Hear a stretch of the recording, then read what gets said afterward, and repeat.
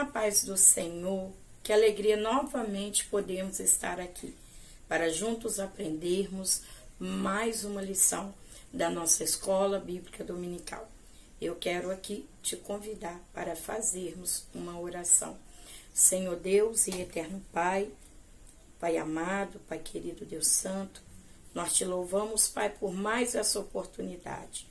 Pai, que através do teu Santo Espírito, o Senhor vem nos conduzir, nos direcionar em mais essa lição. Abençoe a todos que estarão conosco, meu Pai. Abençoe a todas as igrejas que verdadeiramente têm comprometimento com a tua palavra. Abençoa, Pai, superintendentes da Escola Bíblica Dominical, os professores, professoras, os alunos, todos envolvidos com o aprendizado da tua palavra. Senhor, guia-nos e conduza-nos para que nós possamos aprender mais de ti, sabendo que tu és o mestre e mestre por excelência. Pai, eu coloco em tuas mãos esse canal, que seja para glorificação do teu nome. É o que eu te peço, Senhor, e já te agradeço, em nome de Jesus. Amém. Gente, estamos em mais uma lição da nossa EBD. Para você que está aqui pela primeira vez, eu quero aqui me apresentar. Meu nome é Luciene Neto Faria, sirvo como missionária na Casa do Senhor, na Assembleia de Deus em Linhares, aonde também estou ali, trabalho na Escola Bíblica Dominical. Sirvo como superintendente da EBD e também professora da Escola Bíblica Dominical. Desde o início da minha conversão, estou envolvida por amor à palavra, ao aprendizado, e a minha oração é que eu possa aprender a palavra do Senhor, conforme eu sempre digo, aprendendo daquele que em tudo já nos conhece. E eu creio que se você está por aqui, você como eu também é uma pessoa que ama aprender a palavra do Senhor. Claro, sabendo que somente Cristo é o mestre e mestre por excelência. Então, nós vamos estar mais em uma outra lição, mas claro, antes de nós iniciarmos, eu quero aqui a te convidar a se inscrever neste canal, para a glória de Deus, a você dar o seu like, ativar o sininho, para quando os novos vídeos chegarem, você receba a notificação. Então, vamos lá, mais uma lição que eu tenho certeza que vamos aprender muito com o Senhor. Estamos já na lição 5 do segundo trimestre do ano de 2024. Novamente pontuo, está tudo passando bem depressa. Há pouco estávamos iniciando a primeira lição desse segundo trimestre e agora já chegamos à quinta lição. Lição essa que ela tem o título Os Inimigos do Cristão. Texto áureo. Se vivemos no Espírito, andemos também no Espírito. Não sejamos cobiçosos de vanglória, irritando-nos uns aos outros, invejando-nos uns aos outros. Gálatas, capítulo 5, versículo 25 e 26. Verdade prática. Na jornada da fé, há inimigos que tentam nos atrapalhar. O diabo, a carne e o mundo.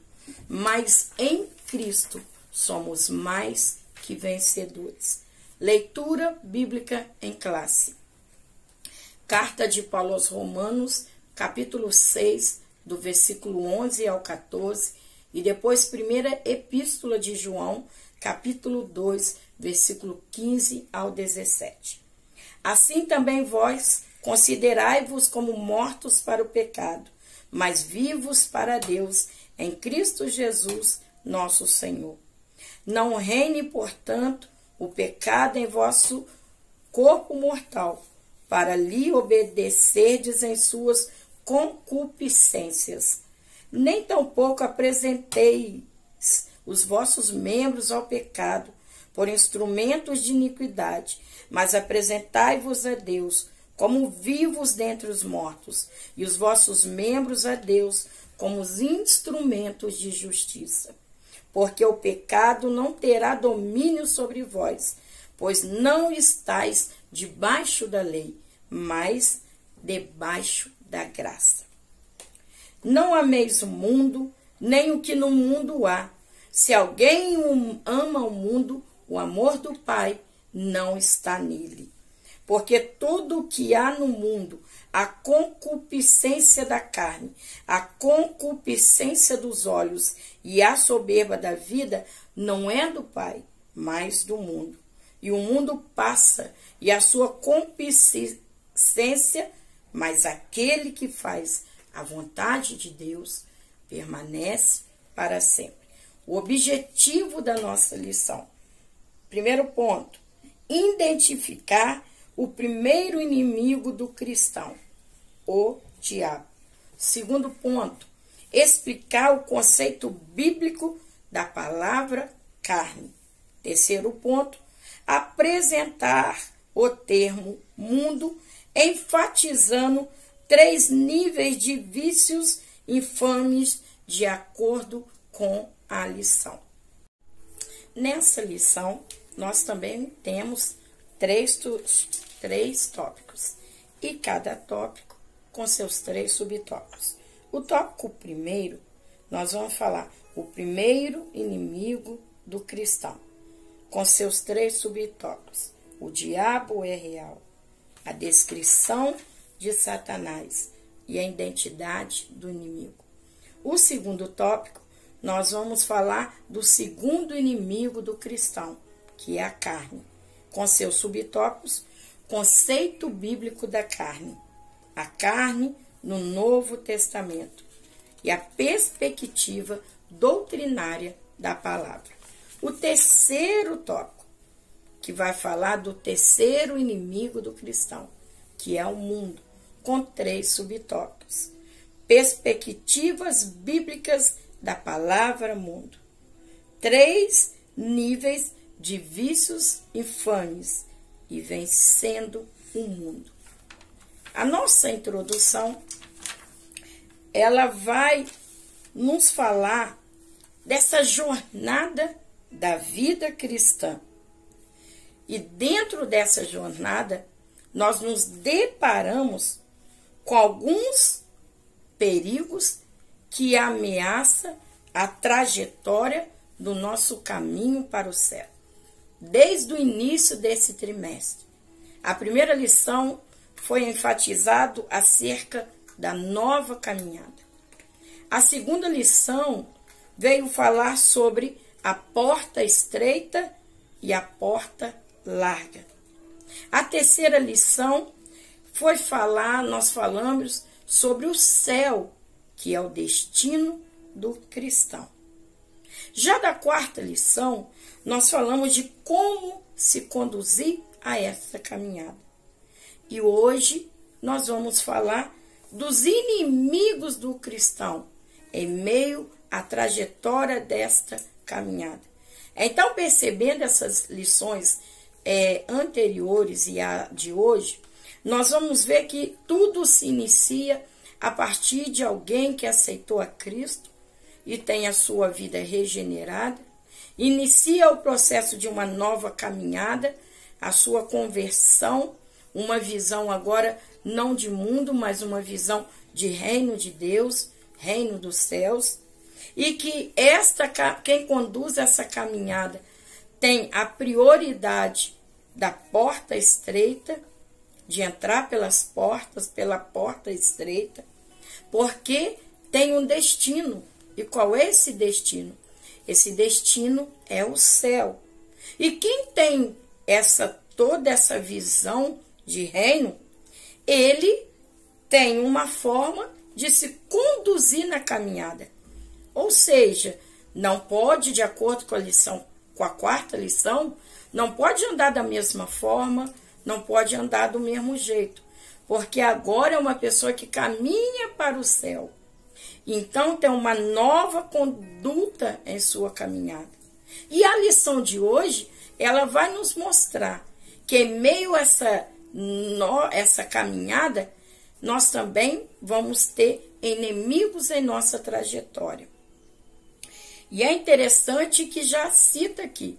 Nós vamos falar desses 3 inimigos dessa trajetória.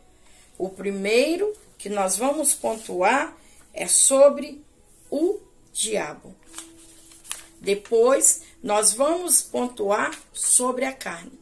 E finalizaremos falando sobre o mundo. Interessante que o nosso Senhor Jesus Cristo, ele sempre convidou aqueles que creem em seu nome a manter a vigilância. Se nós vamos ver a palavra vigiar, ela quer dizer estar atento, que vem do latim vigilare, ou seja, estar acordado, estar atento. Por muitas das vezes, lá em Marcos, capítulo 13, versículo 33, o Senhor Jesus está falando, vigiai e orai, pois não sabeis qual é o momento. Esse texto, o Senhor está ensinando e falando sobre a volta, a sua segunda vinda a este mundo. E ele deixa bem nítido para aqueles que nele crê, que eles tenham o quê? Vigilância.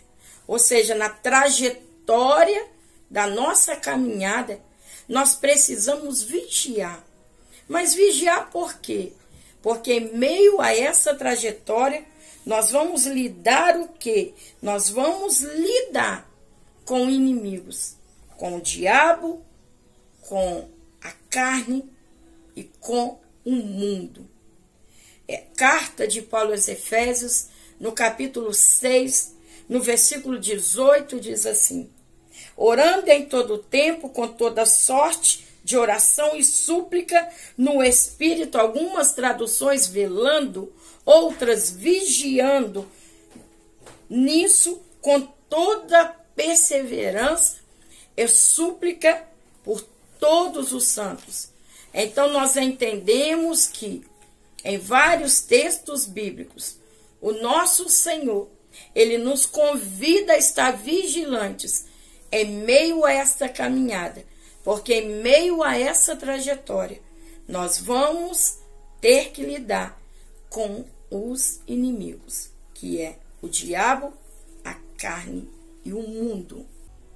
Então, nós vamos ver aqui que o primeiro inimigo do cristão, primeiro inimigo dessa nossa caminhada, dessa trajetória, nossa caminhada para o céu, aquele que é um dos nossos inimigos, é o que? O diabo. A existência de o diabo como uma pessoa é descrita desde o primeiro livro da Bíblia Sagrada.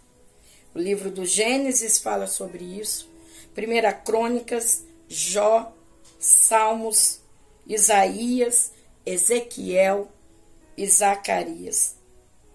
No Novo Testamento, nós vamos perceber a atuação do diabo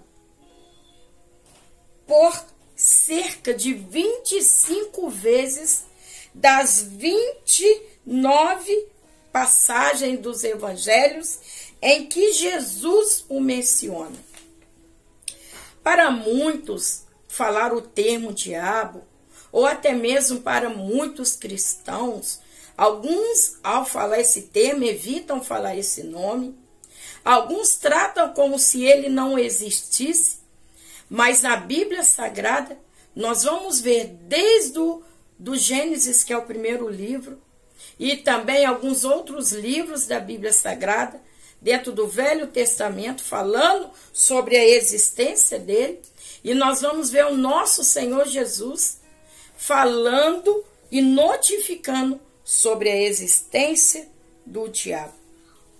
A questão é que esse termo no grego, diabolos, ele quer dizer acusador, caluniador.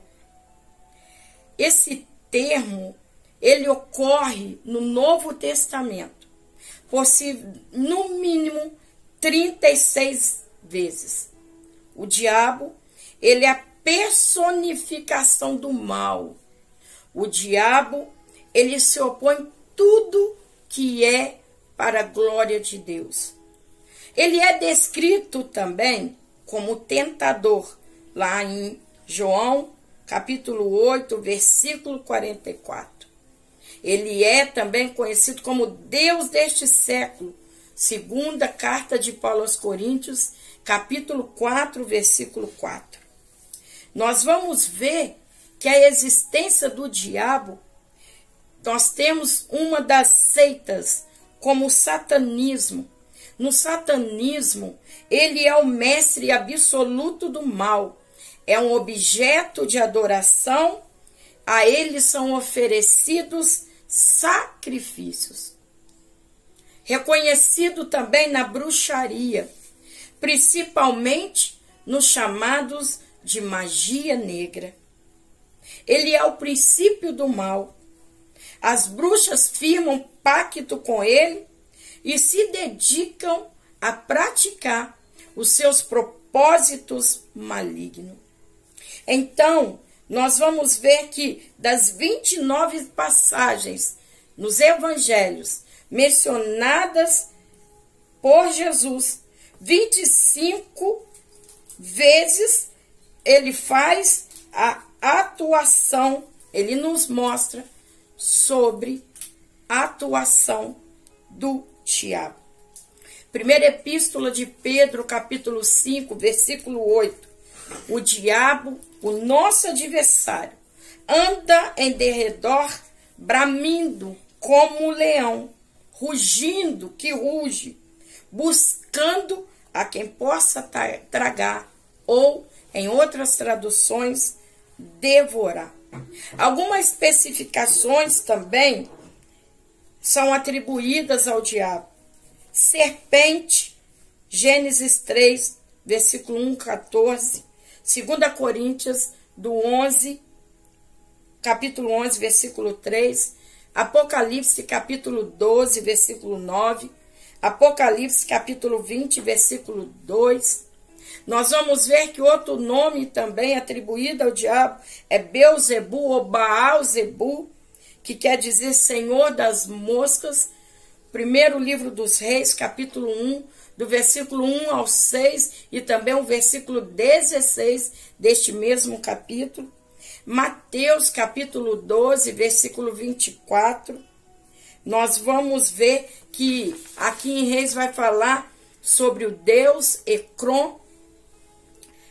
Nós também vamos ver que tem outros termos que são oriundos ao diabo, que é dragão, Apocalipse 12, 3 e Apocalipse capítulo 12, versículo 9. Também conhecido como tentador, que incita a prática do pecado. Mateus capítulo 4, versículo 3, primeira carta de Paulo aos Tessalonicenses, capítulo 3, versículo 5.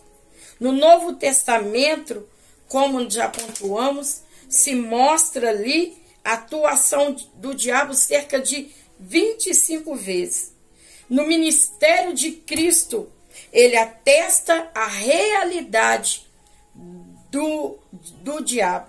Mateus capítulo 13, versículo 39, a parábola do joio. Lá em Lucas capítulo 11, versículo 13, que Jesus ele tinha acabado de expulsar um demônio mudo, e ali aqueles homens, a multidão, os fariseus, vão falar que ele expulsa demônio em nome de Beelzebu, e ali nós vamos ver que até mesmo aqueles ali em meio à multidão, os fariseus, eles já tinham conhecimento do diabo, porque quando eles usam o nome Beelzebu, ele está dizendo maioral dos demônios.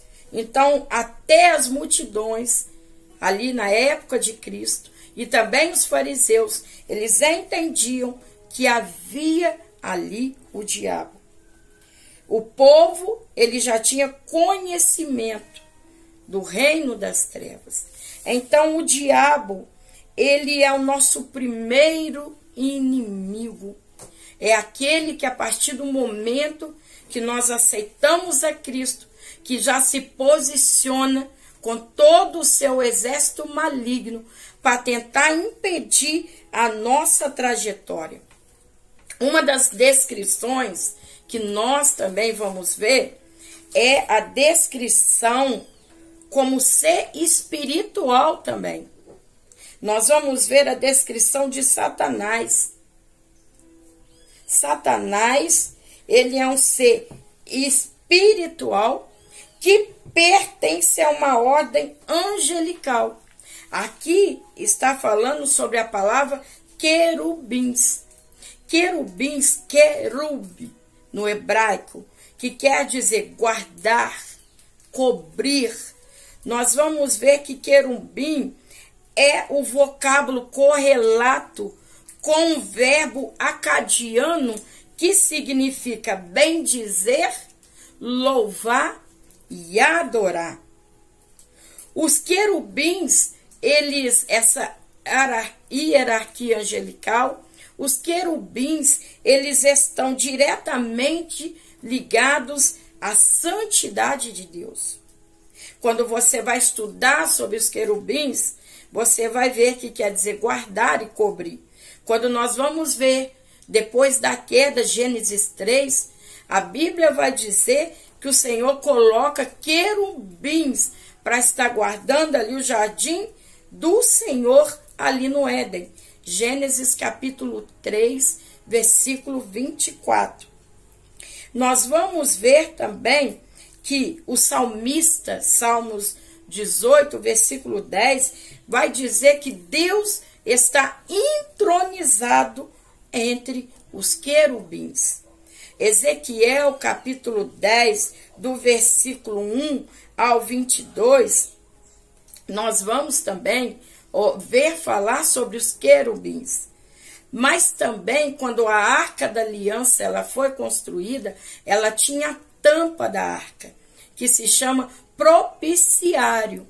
E desenhado em cima do propiciário, tinha 2 querubins cobrindo a arca.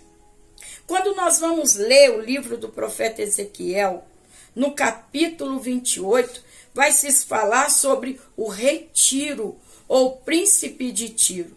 E nós entendemos que dentro desse contexto, ali também está falando as características de Satanás. Sabemos que o rei de Tiro, ele tinha caído ali em total declínio. Era um homem orgulhoso de si mesmo, que são atribuições do próprio Satanás. Mas antes ali, vai dizer, no capítulo 28, que ele era um querubim, outrora as características que eu acabei de mencionar. Um querubim que era aquele que ele tinha a incumbência de que está ligado à santidade de Deus. E também tinha os ofícios de bendizer, de louvar e de adorar.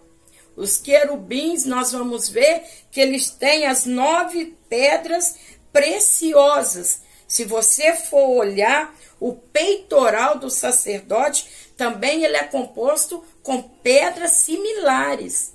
Só que outrora Satanás, ele era um querubim, conforme Ezequiel capítulo 28, nós vamos ver no versículo 12 do capítulo 28 de Ezequiel, vai dizer, tu és, ou seja, falando que ele era antes de ter se corrompido, de querer ser como Deus.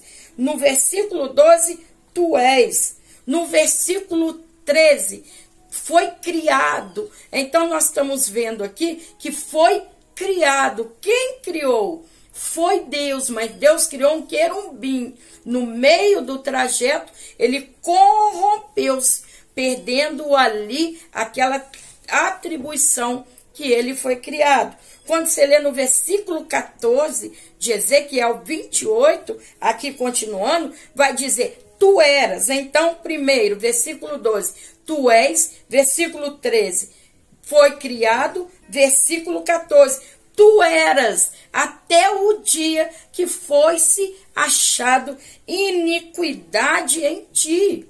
O texto diz que ele andava em meio às pedras afogueadas, como se fosse o quê? Um guardião da adoração ao Senhor. Mas ele o quê? Se rendeu. Ele foi orgulhoso, porque ele quis o quê? Ser igual a Deus. E ali agora ele não é um querubim, mas a Bíblia diz que tu eras, versículo 14, tu eras querubim ungido para proteger, e te estabeleci no monte santo de Deus, estavas no meio das pedras, afogueadas andava, perfeito eras nos teus caminhos, desde o dia em que foste criado, até que se achou iniquidade em ti. Então, esse texto está fazendo alusão ao próprio Satanás, no sentido de que o comportamento desse rei de Tiro estava similar ao próprio Satanás. Então, nós vamos ver também que Judas, versículo 9, nós vamos ver Judas, o arcanjo Miguel, Judas escreve, o arcanjo Miguel, né? O inimigo, Satanás, contendia com o arcanjo Miguel sobre o corpo de Moisés. Ali nós vamos ver que o arcanjo Miguel, ele fala, o Senhor te repreenda. Então, Satanás é o chefe dos anjos caídos. Quando nós vamos ver aqui em Ezequiel 28, fala que a terça parte dos anjos se corromperam com ele. Então, nós vamos ver aqui algumas qualificações que este Satanás, ele é visto como o quê? Como Deus deste século, o príncipe da potestade do segunda carta de Paulo aos Coríntios, capítulo 4, versículo 4, e Efésios 2:2. Também nós podemos ver que Satanás, ele tem o quê? Personalidade. Ele é um ser que possui o quê? Personalidade. Ou seja, ele tem inteligência. Segunda carta de Paulo aos Coríntios, capítulo 11, versículo 3. Ele tem raiva. Apocalipse, capítulo 12, versículo 17. Tem os desejos. Lucas, capítulo 21, versículo 31. E ele tem vontade própria. Isaías, capítulo 14, versículo 13 ao 14. Segunda carta de Paulo a Timóteo, capítulo 2, versículo 26. Então, o Senhor, nosso Senhor, considera Satanás como uma pessoa. Por isso, ele utilizou de pronomes pessoais para se referir a este. A identidade do inimigo. Nós podemos conhecer o inimigo por meio que dos seus nomes, que a própria Bíblia descreve o que? Sobre ele. Nós vamos ver aqui, serpente, adversário por 52 vezes, acusador por 35 vezes. Vai falar de maligno tem um caráter maligno, primeira epístola de João, capítulo 5, do versículo 18 ao 19. Vai falar também de dragão vermelho e feroz, está lá em Apocalipse, capítulo 12, versículo 3, 7. Vai falar de tentador, falamos um pouco já sobre isso, no campo da mentira. Ele tenta as pessoas, ele induz as pessoas à mentira, à imoralidade. Atos capítulo 5, versículo 3, primeira carta de Paulo ao Coríntios, capítulo 7, versículo 5. Ele é enganador, Beelzebul, Belial. O que é Belial? Belial é uma pessoa sem valor. Está lá em Juízes, capítulo 19, versículo 26. 1 Samuel, capítulo 30, versículo 22. Então, ele tem essa natureza. E o que a Bíblia fala? Então, a Bíblia, o Senhor Jesus, ele não omite este inimigo. E nós precisamos perceber que quando a Bíblia fala sobre ele ser a serpente, fala da astúcia, dessa astúcia que ele tem de enganar. Lembra lá com Eva? A sutileza no falar. Olha, primeiro ele faz com que Eva o quê? Com que Eva fale aquilo que ele não sabia, porque ele não é onisciente. Então, Eva fala das árvores não é para você comer. O que? Ele joga aquela astúcia. Aí ela fala, não, da tal árvore. Ele fala, mas é porque se você comer dessa árvore, você vai ser como Deus. E ali aquele fruto aos olhos de Eva foi um fruto que se tornou desejável.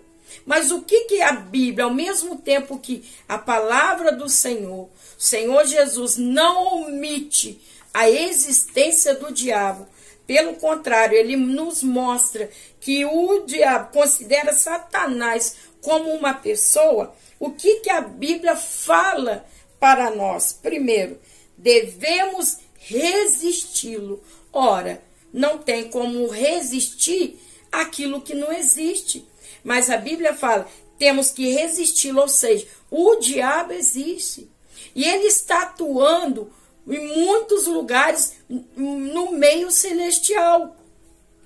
E para nós entendermos isso, por isso que precisamos de ter o discernimento de espírito. A carta de Paulo aos Romanos, capítulo 16, versículo 20, ele fala que devemos resisti-lo. Está lá em Romanos, capítulo 16, versículo 20. Segunda carta de Paulo aos Coríntios, capítulo 11, versículo 3. Segunda carta de Paulo a Timóteo, capítulo 2, versículo 26. Primeira epístola de Pedro, capítulo 5, versículo 9. Primeira epístola de João, capítulo 2, versículo 13. Ambos esses versículos aqui trados nos fala de que devemos o quê? Resistir ao diabo. Ou seja, ele vai nos atacar, mas em nós precisamos ter a resistência para continuar o quê? A nossa caminhada. Nós vamos ver que o inimigo, que o diabo, ele tenta mudar as escrituras para o mal. Mateus capítulo 4, versículo 6, Lucas capítulo 4, versículo 10. Outra coisa, ele opera sinais, gente, e prodígios. Por isso que na nossa trajetória nós precisamos de pedir o discernimento do Espírito Santo. Por quê? Porque ele opera grandes sinais e prodígios. Está lá em Mateus 24, versículo 24. Segunda carta de Paulo aos Tessalonicenses, capítulo 2, versículo 9. Outra coisa, se transforma em anjo de luz. Segunda carta de Paulo aos Coríntios, capítulo 11, versículo 14. Então, nós estamos vendo aqui esse primeiro inimigo do cristão, é o diabo. E nós só conseguimos entender e perceber, nós vamos ver que desde da mitologia, muitos anos, em séculos atrás, eles pintavam o diabo, né, com chifre, com rabo, com garfo e aquela coisa, e muitas das vezes, né, as pessoas assimilam essa figura ao inimigo, mas a própria Bíblia está dizendo que ele se transforma em anjo de luz, ele opera grandes sinais e prodígios. Então, o que vai nos fazer entender, reconhecer esse inimigo, é quando nós temos o discernimento do Espírito Santo. Porque, embora ele é o Deus desse século, muito das suas artimanhas ele está utilizando em meio ao povo de Deus. Alguns também eu quero colocar aqui, alguns termos: diabo, caluniador no grego, espírito supremo do mal e da injustiça. Abaddon, Apolion, fala lá em Apocalipse 9:11. Beelzebu, já falei, Mateus 12:24. Beliel, maligno, Satanás, adversário, a serpente, acusador dos filhos de Deus, Apocalipse 12:10. Deus desse século, segunda carta de Paulo aos Coríntios, capítulo 4, versículo 4. Fonte do mal, Mateus 13:33. O maioral dos demônios, Mateus 12:24.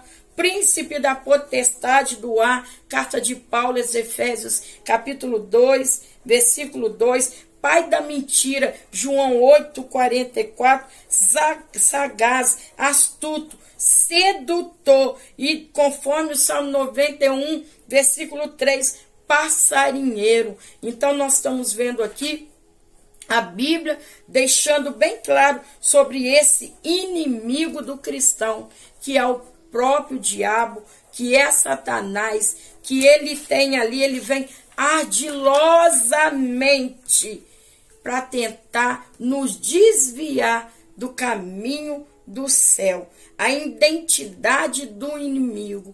Aqui eu trouxe, não li todos os versículos, mas vou deixar grande parte na descrição desse vídeo para que você possa anotar também e fazer uma consulta. Então, nós precisamos entender que existe Deus, mas também existe o diabo. E o próprio Jesus mencionou e deixou claro quando veio seu ministério terreno, nos deixou, ele ali foi o que enfrentou. Por isso Cristo veio para desfazer as obras do diabo. Então, nós vemos aí a identidade desse inimigo, a existência e a identidade desse inimigo, que muitas das vezes ele vem de uma maneira sutil, de uma maneira que muitas das vezes, sem discernir do Espírito, nós não conseguimos ver. Nós estamos vendo que os demônios também são seres que têm personalidade, inteligência, como membros do reino de Satanás. Então, há um reino satânico. Há luta do bem contra o mal, mas já foi vencido em nome de Jesus, e para ele é lago de fogo, mas para nós, a igreja, é uma vida eterna com Cristo. Então, o primeiro inimigo do cristão, o diabo, ele é descrito na Bíblia como um ser real. Segundo inimigo do cristão, a carne. São 4 identificações bíblicas sobre a carne. A primeira, tecido muscular do corpo humano e dos animais. Segundo ponto, o corpo humano inteiro. Terceiro ponto, o ser humano segundo a sua fragilidade e a mortalidade. Quarto ponto, a natureza pecaminosa. As duas vezes a maneira da perspectiva bíblica da palavra carne, essa concupiscência da carne, ela é de grande relevância. A palavra concupiscência, ela significa atitude carnal desenfreada. Nós vamos ver aqui que o uso desse termo, ele quer dizer uma satisfação carnal em todas as dimensões. E quais dimensões? A primeira pontuada é glotonarias. O que é glotonarias? É uma palavra grega komos, que quer dizer festas, comidas, bebidas extravagantes, desenfreado, drogas, sexo, tudo isso que vem da carne, toda essa abastança carnal, glutonarias, que é comer demais, beber, se embriagar. Segunda coisa, sensualidade, que também é a lascívia, é a azeugeia no grego, que quer dizer seguir suas próprias paixões, os maus desejos, ou seja, aponta para o perder a vergonha e a decência. Segunda carta de Paulo aos Coríntios, capítulo 12, versículo 21, nós estamos vendo aí tanta sensualidade. E a gente não pontua do mundo, porque o mundo jaz do maligno. Mas nós estamos falando dessa sensualidade no seio da igreja. Pessoas que não têm nem mais decência de se vestir. Pessoa que não tem um equilíbrio. A pessoa, ela segue suas próprias paixões, seus maus desejos. E isso, muitas das vezes, está se refletindo na maneira de se vestir. A maneira de se conduzir, principalmente nós mulheres. Se a gente vê as roupas que se denominam cristãs, são vestidos que estão automaticamente indecentes. Saias curtíssimas, blusas com grandes decotes. Nós estamos vendo a sensualidade. Isso tudo aí é a carne. É a carne. É o gritar da carne. Outra questão, bebedeira, que o que é a bebida leva a pessoa ao descontrole das faculdades físicas e mentais por meio de bebida embriagante. Nós vamos ver que quantos através da bebida, eles sofrem acidente. E às vezes uma pessoa que não tem nada a ver, ela é envolvida naquele acidente. Quantos matam? Aí depois nem lembram como fizeram, porque estavam ali embriagados. E pontuando, quantos cristãos que bebem? Sim, se você dá uma olhada, analisada, você vai ver que muitos pseudo-cristãos bebem. Tem muitos que vão até na igreja, mas que no secreto faz uso de bebida. Isso não é ser cristão, isso daí é alguém carnal, é alguém que está ali submisso aos desejos da carne, está sem o freio, sem o discernir do Espírito Santo. E nós vamos ver também as relações sexuais ilícitas, que é a porneia, a imoralidade sexual de todas as formas, filmes, publicações, pornografia. Quantos que vão ao culto, mas no secreto, em seus celulares, estão presos na pornografia. Nas vias, hoje em dia, aí, com a internet, muitos estão ali sentando nos púlpitos, mas no seu secreto estão presos na pornografia. Estão presos na porneia, na imoralidade sexual de todas as formas. Filmes ilícitos, vídeos ilícitos, publicações ilícitas, pornografia, que nós vamos ver que isso daí, os termos morcheia e porneia no grego, são traduzidos em português como prostituição. A carne no Novo Testamento, a palavra grega é sarx, isso é carne, é a referência direta a totalidade humana pecaminosa, ou seja, a parte de Deus, ou seja, uma pessoa desgradada, sem a presença do Espírito Santo. É uma pessoa em sua natureza dominada pela carne. A carne, ela quer ser independente de Deus, ou seja, livre. Então, a liberdade da carne nos leva ao quê? A ter as obras da carne.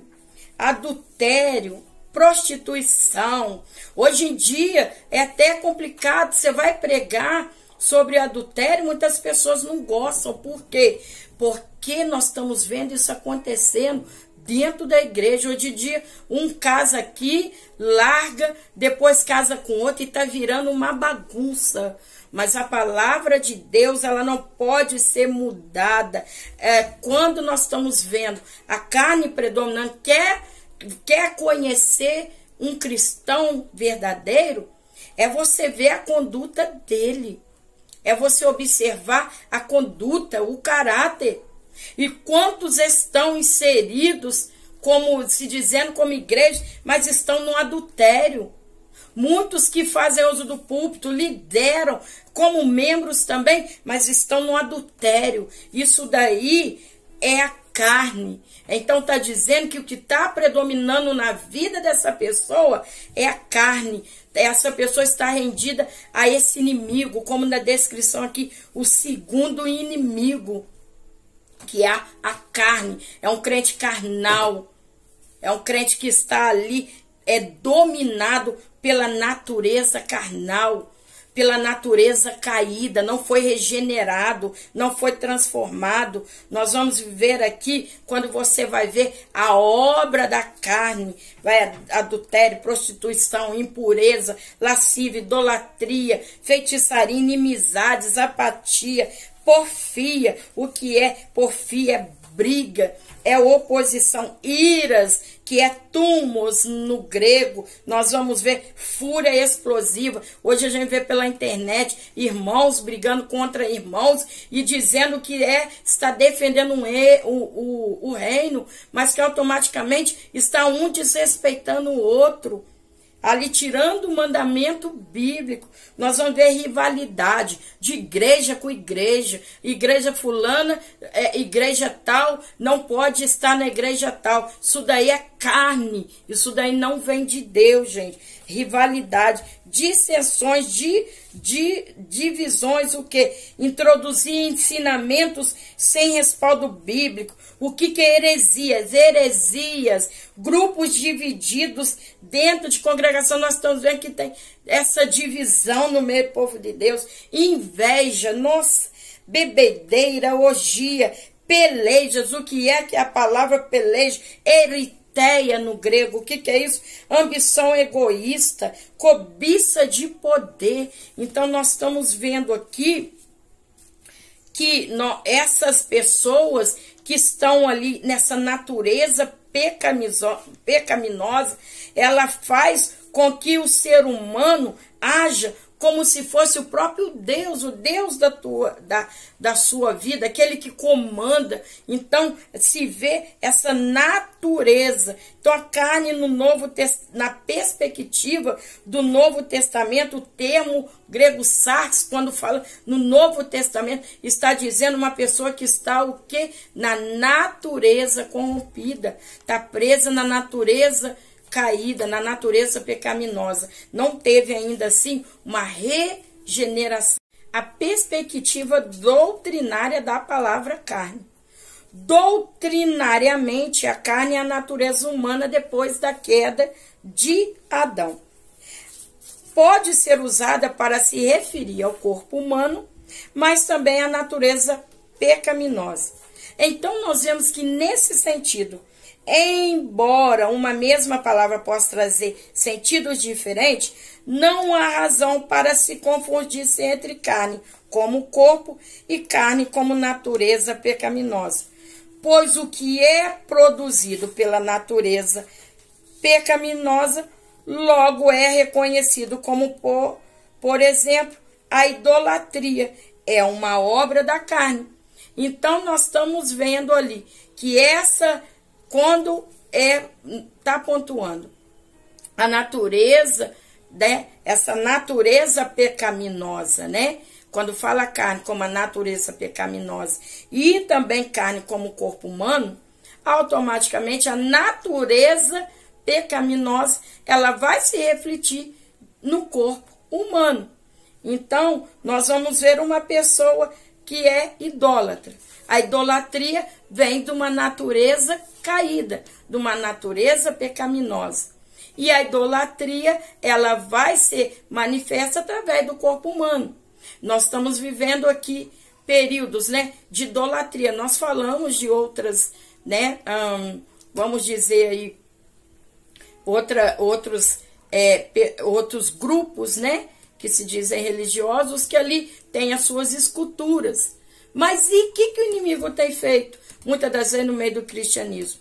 Ele tem colocado ali, nos altares, não tem colocado escultura, como outras religiões, mas tem colocado ali homens sendo adorados como deuses, pessoas na idolatria, dentro do ambiente do cristianismo. Então, nós estamos vendo que essa natureza, da natureza humana pecaminosa. Então, nós estamos vendo que um desses critérios é o quê? A idolatria. A idolatria é obra da carne, ou seja, ela é oriunda de uma natureza caída. Interessante que o nosso Cristo, nosso Senhor Jesus Cristo, ele veio desde o Gênesis 3,15, foi falado ali no proto-evangelho que diz que nascerá aquele da semente da mulher. Isso se concluiu em Maria, aonde foi colocada em seu ventre pelo Espírito Santo, e veio, através dela, nasceu o nosso Cristo, que veio o quê? Em carne. Ele veio nessa matéria e venceu o diabo na matéria da carne. Ou seja, ele se fez carne, e o verbo se fez carne, lá no Evangelho de João, capítulo 1. E o verbo se fez carne. O nosso Cristo, ele viveu em carne. João, capítulo 1, versículo 14. Carta de Paulo aos Efésios, capítulo 2, versículo 15.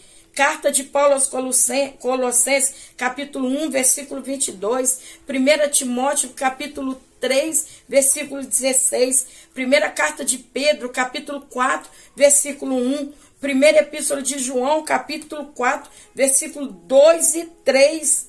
Nós vamos ver que o Senhor, ele veio em carne e venceu. Ele venceu, mesmo no corpo em carne, ele venceu a carne. Ele venceu a carne. Por isso que o nosso Senhor Jesus, ele veio em carne. Porque como ele venceu, nós também podemos vencer. E nós vamos ver que a carne, ela se opõe contra o Espírito. Há uma luta em nós. Você vai ver lá em Romanos, capítulo 2, versículo 28 ao 29. Você vai ver em Gálatas, capítulo 3, versículo 3.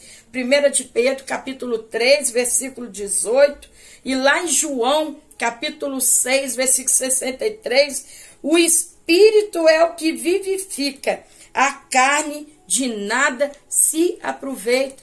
Então, a carne, ela cheia de vontade.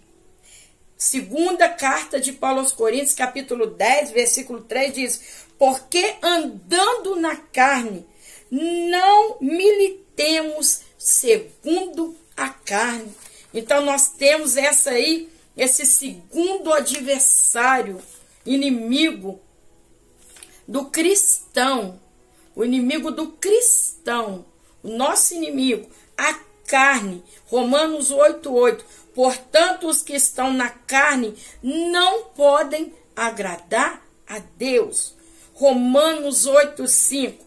Porque os que são segundo a carne inclinam-se para as coisas da carne, mas os que são segundo o Espírito, para as coisas do Espírito.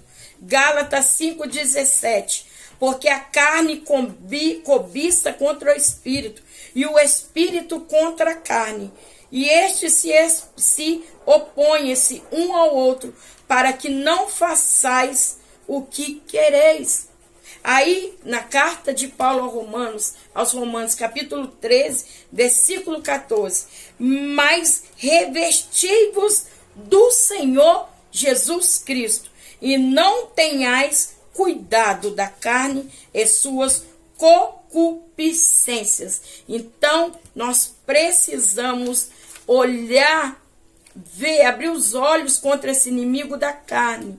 E estamos vivendo nos tempos que tudo não tem nada a ver, ou o que tem. Irmãos, O salvo anda como salvo. Aquele que pertence ao céu, o cidadão do céu, mesmo que inserido na terra, ele precisa glorificar a Deus. Então nós temos aqui esse inimigo, que é segundo inimigo, que é a carne. Por isso que o Senhor Jesus fala, a carne é fraca, mas o espírito, ele precisa ser forte. Como nosso Cristo veio, nasceu de uma mulher, por intermédio do Espírito Santo, viveu no corpo físico, mas venceu, nós também vamos vencer em nome do Senhor Jesus Cristo. Então, o segundo inimigo do cristão, a carne, pode se referir ao corpo, mas também à natureza humana caída. Nós vamos ver Paulo de uma forma muito rica, através do Espírito Santo, na carta aos Gálatas, capítulo 5, versículo 16 ao 26, ele deixando claro sobre as obras da carne e o fruto do Espírito. E aqui fica bem nítido para que nós tenhamos uma compreensão de saber se a pessoa é espiritual ou se a pessoa é carnal. Porque dentro desse texto de Gálatas, capítulo 5, do versículo 16 ao 26, nós podemos concluir, à luz da Bíblia Sagrada, aqueles que são carnais e aqueles que são espirituais. Ponto 3. O terceiro inimigo do cristão, que é o mundo. A perspectiva, vamos ver as perspectivas bíblicas da palavra mundo. Primeiro, terra, de acordo com Salmos 24, versículo 1. Segundo ponto, conjunto das nações conhecidas. Terceiro ponto, a raça humana. Quarto ponto, universo. Quinto ponto, os que se opõem a Deus. Nós vamos ver que, de modo geral, a Bíblia usa a palavra mundo sobre duas dessas perspectivas também. Primeiro, falando mundo sobre planeta Terra que habitamos. Então, o mundo que habitamos. Segundo, quando também se refere, de modo geral, a palavra mundo, também quer dizer as pessoas que vivem independentemente de Deus. Ou seja, uma sociedade separada de Deus. Então, nós vamos ver, entre essas 5 perspectivas bíblicas da palavra mundo, nós vamos ver que, de modo geral, a Bíblia usa a palavra mundo para se referir ao planeta que habitamos, mas também falando acerca das pessoas que vivem separada de Deus, separada do Senhor, que vive em sua vida como se não existisse Deus. A palavra mundo, que é cosmos, nós vamos ver que o que age neste mundo é o espírito de rebelião que age e que se levanta contra Deus.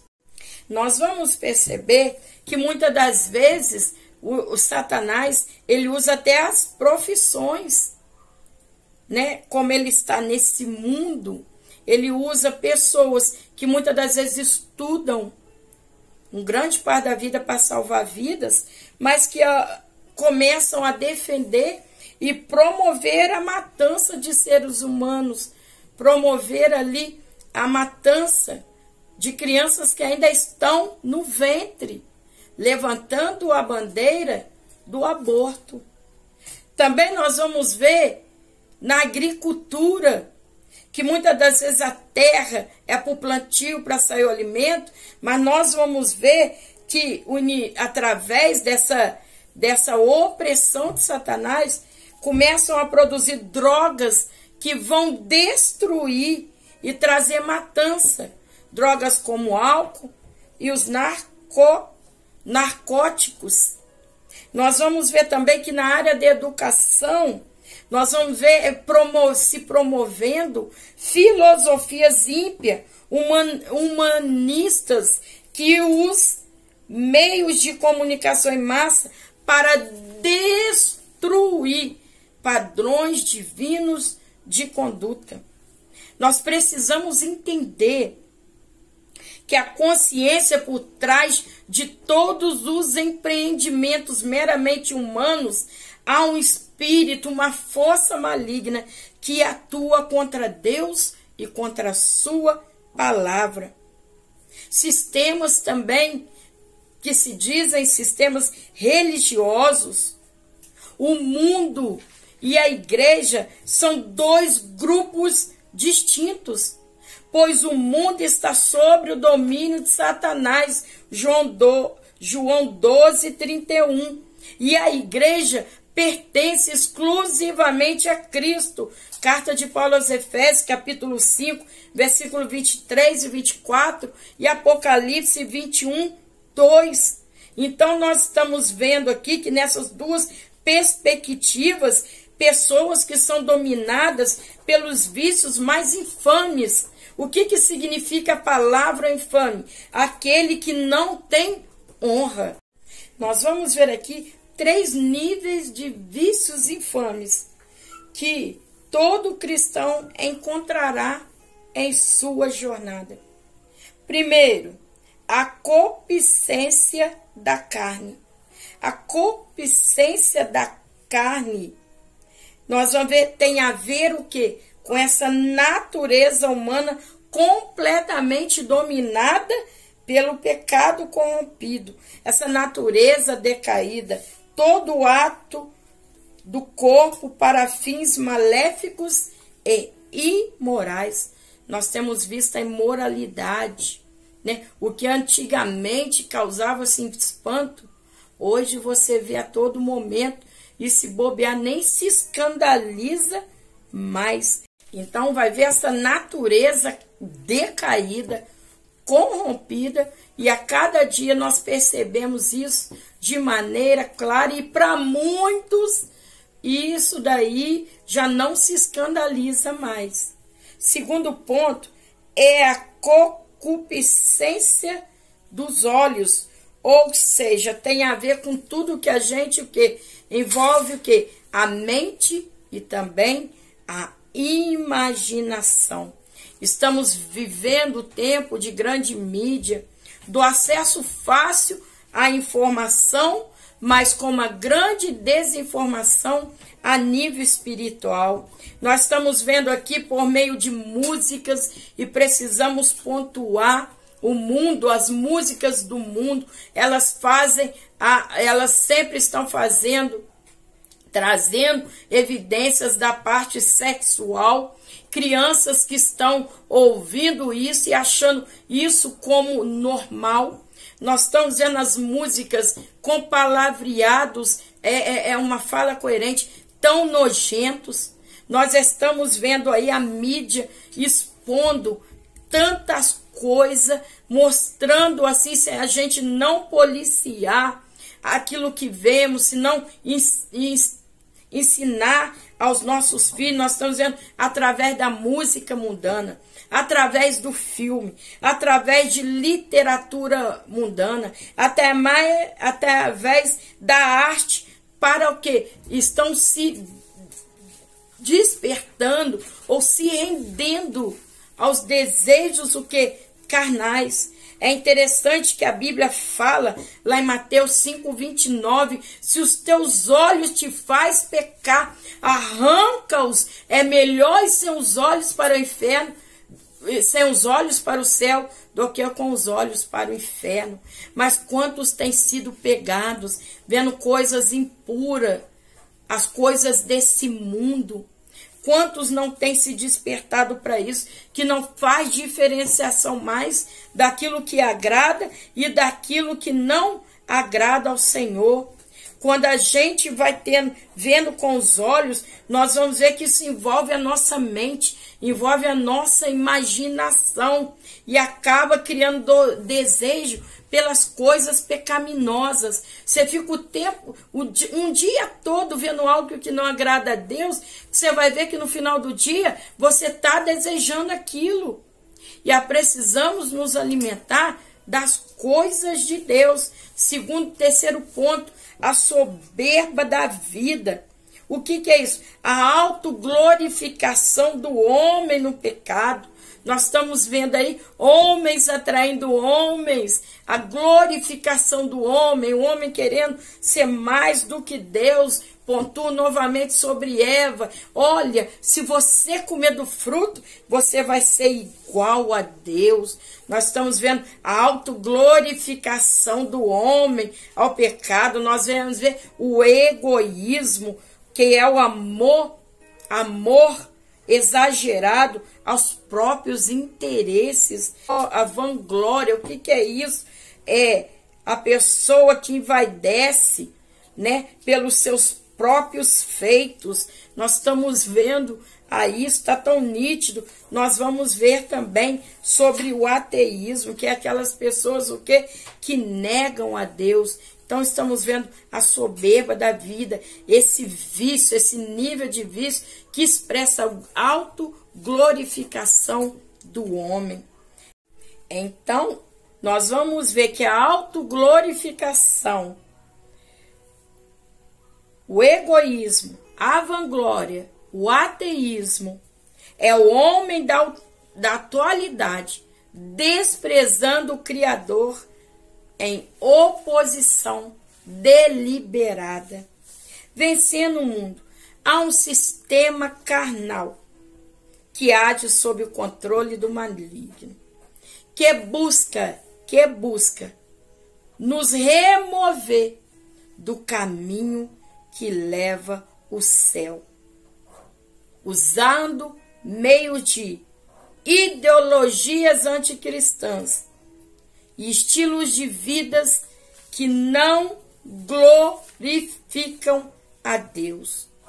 É isso o inimigo tem tentado, através desse mundo, para nos prender e tampar a nossa visão, para que nós não venhamos a concluir, para nos remover do caminho do céu. Por isso que a Bíblia fala que o Deus deste século cegou o entendimento de muitos.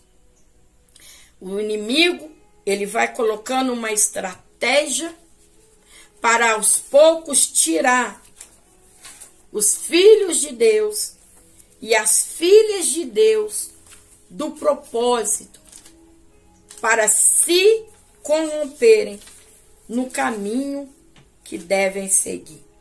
Primeira carta de Paulo aos Tessalonicenses, capítulo 5, versículo 23, diz assim: e o mesmo Deus de paz vos santifique em tudo e totalmente, e todo o vosso sincero espírito, alma e corpo sejam plenamente conservados, irrepreensíveis, até a vinda do nosso Senhor Jesus Cristo. Versículo 24.